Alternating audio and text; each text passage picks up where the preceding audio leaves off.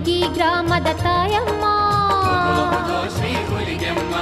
ಎಲ್ಲವನ ರೂಪವು ನೀನಮ್ಮ. ಸಾಲಿಗ್ರಾಮದಿ ನೆಲೆಸಿದೆ ನೀ,